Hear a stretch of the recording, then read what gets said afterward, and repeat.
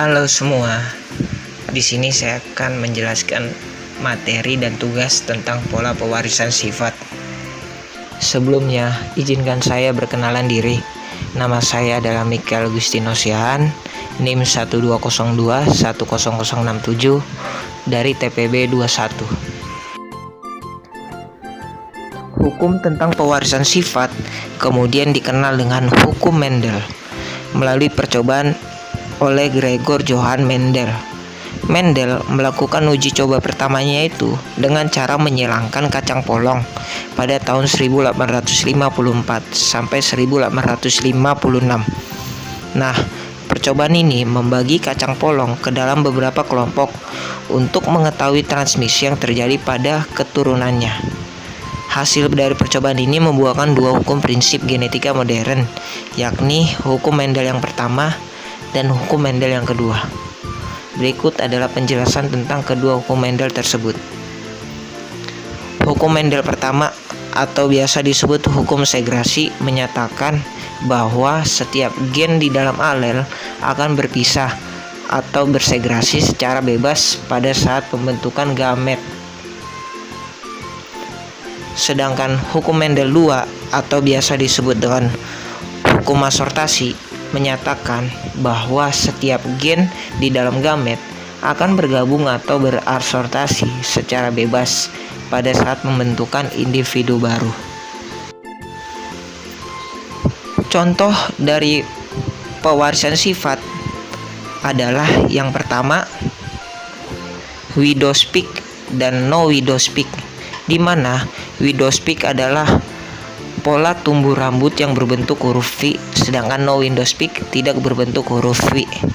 Nah, Widows-Pick ini saya lambangkan dengan W besar dan W besar, sedangkan no Widows-Pick saya lambangkan dengan W kecil dan W kecil. Setelah itu, saya mengamati Widows-Pick yang terjadi pada keluarga saya. Berikut adalah hasil pengamatannya. Pada ayah saya, yaitu W kecil.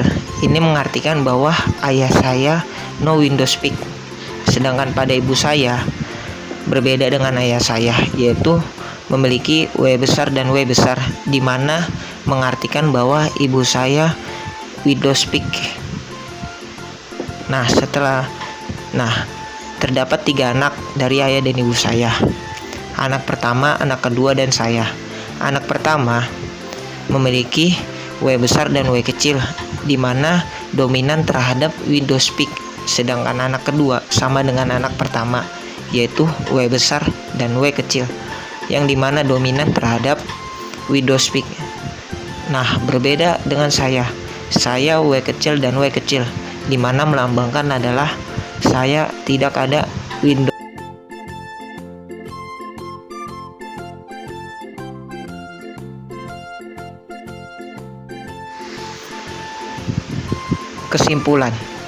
Kesimpulan dari hasil pengamatan Widows-Pick terhadap keluarga saya, yaitu saya memiliki alel resesif pada sifat di atas, yaitu fenotip no Widows-Pick, genotip W kecil dan W kecil.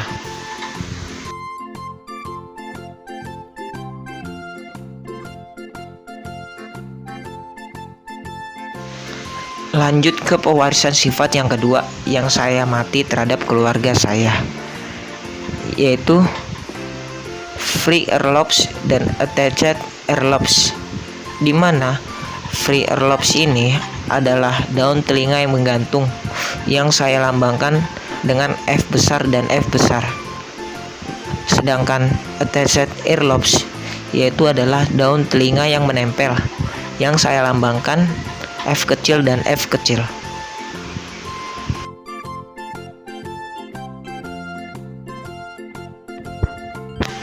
Nah, lanjut ke hasil pengamatan free earlobes dan attached earlobes.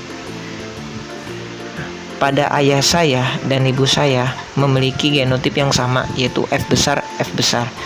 Ini melambangkan ayah saya adalah free earlobes dan ibu saya adalah free earlobes. Nah, Lanjut ke anak pertama, anak kedua, dan saya. Anak pertama, F besar, F besar. Nah, ini mengartikan bahwa anak pertama adalah free Erlobs. Sedangkan anak yang kedua, F besar dan F besar, ini melambangkan adalah free Erlobs juga, yaitu daun telinga yang menggantung. Sedangkan saya dan ayah, ibu anak pertama dan anak kedua saya adalah sama, yaitu F besar dan F besar, dimana ini mengartikan bahwa saya memiliki pewarisan sifat free Erlobs, yaitu daun telinga yang menggantung.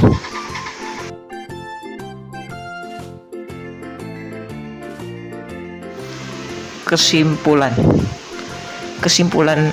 dari hasil pengamatan free Erlobs dan attached Erlobs adalah saya memiliki alel dominan pada sifat di atas, yaitu fenotip free Erlobs atau daun telinga yang menggantung, genotip F besar F besar.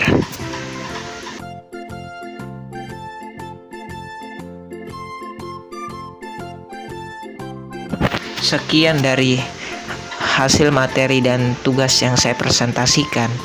Kiranya materi ini bisa bermanfaat bagi kalian semua. Terima kasih.